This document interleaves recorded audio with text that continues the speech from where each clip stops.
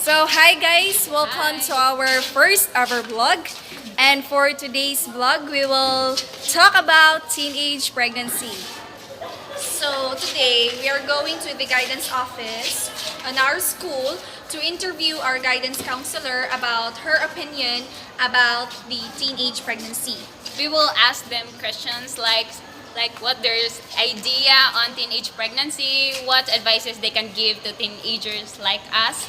And also, we will ask some students here and teachers who are more knowledgeable about teenage pregnancy. What can you say about teenage pregnancy? Well, for me, teenage pregnancy has been very rampant these days, and majority of young teenagers engage in premarital sex. That's why technically it's already expected that a lot of them would also get pregnant. Perhaps that is also because of the lack of sexual education or the fact that talking about sexuality is a taboo for this generation. So, what can you give an advice to Advice. Well, it cannot really be helped that teenagers would feel curious about engaging into premarital sex. So it would be better if they would consult older adults who are more familiar and who could give them rather more clarity about the issue so that they won't, engage in them. I wouldn't say it's a mistake, but it's a matter of choice when you get pregnant. I mean, di man po na siya ingon nga hala nabuntis ra ko kay ngani. But rather tinuyuan gyud na siya kan engage sa sex. But nevertheless, whenever a teenage is already pregnant, then of course, she must be ready to face the consequences of the action. At the same time, look at the more positive side of the situation. But if wala pa, then mas maayo nga, og dili siya ready, dapat dili siya makipag-sex. Og dili niya kaya pugngan, then she should be responsible also for the possible consequences that may arise after doing such. Okay, ma'am. What can you say about teenage pregnancy?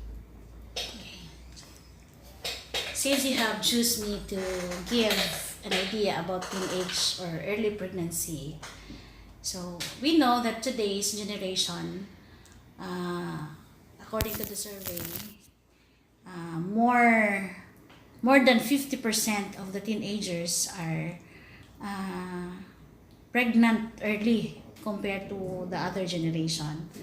So I can say that it's not just a wake-up call to our generation, to your generation, since it's happening. The reason why the teenage pregnancy exists, as many as what we have seen right now, the reason is because of lack of guidance from early years in their lives, lack of education in terms of media. Let's say, for example, movies, or let's say our television. No? We can see it's very familiar, or it's very easy for our teenage to access everything in the media. So we cannot control their time, when is the best time for them to scroll or browse anything in the media. So I believe there are teenagers na they learn from that particular thing. So, and thirdly, the reason why it exists is because of the parent in the first place. No, the values that the parent inculcated in the heart, in the minds of the teenagers, and mostly lack of spiritual enrichment. So I suggest na as early as graders, let us educate our children, let us educate our students.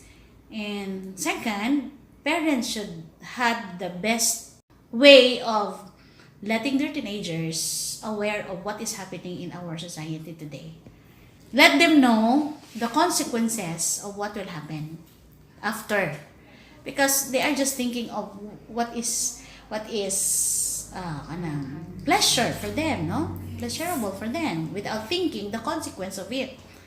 So that is why I advise even from the start of during their graders, let us educate them, tell them that this is the possible consequences if they engage into this kind of activity.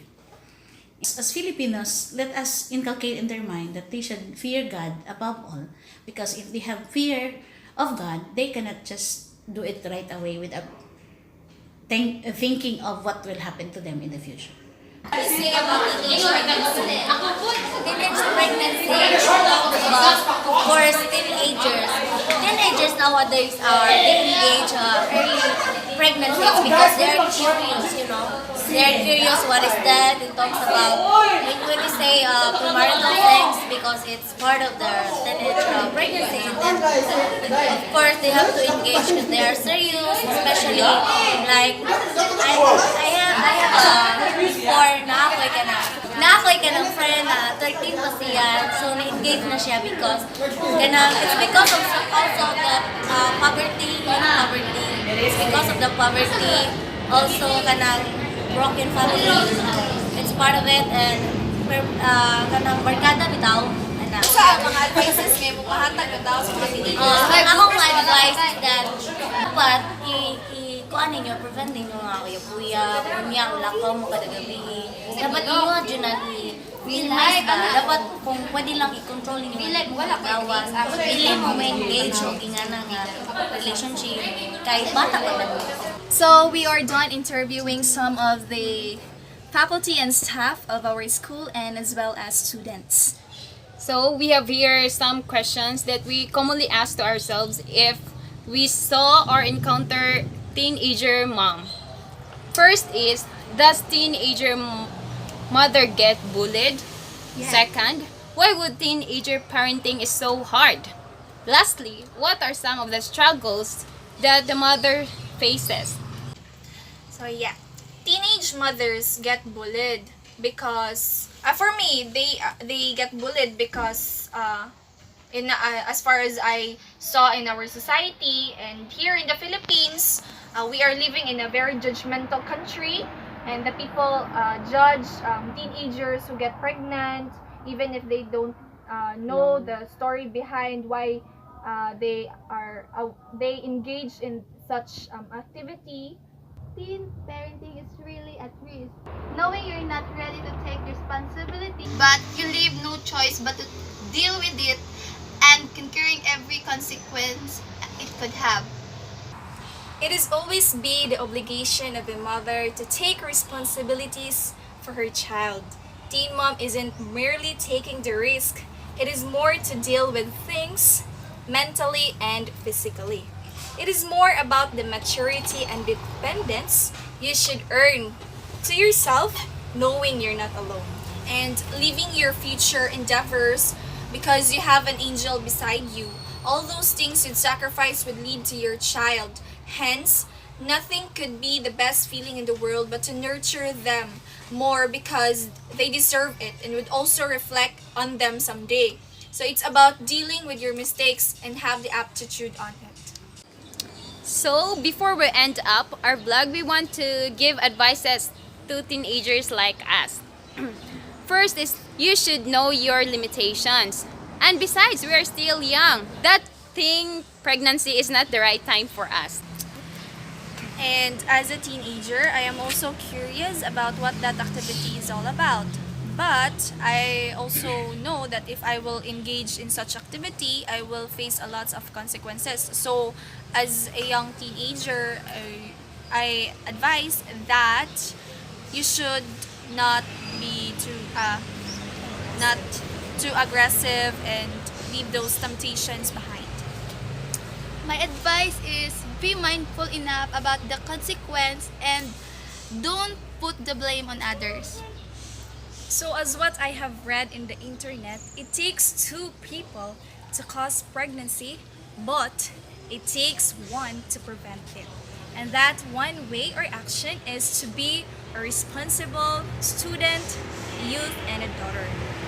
Always think twice or think on the consequences if you enter on that kind of activity, and always remember that your parents, your classmates, and also your friends are waiting for you to be a successful citizen someday.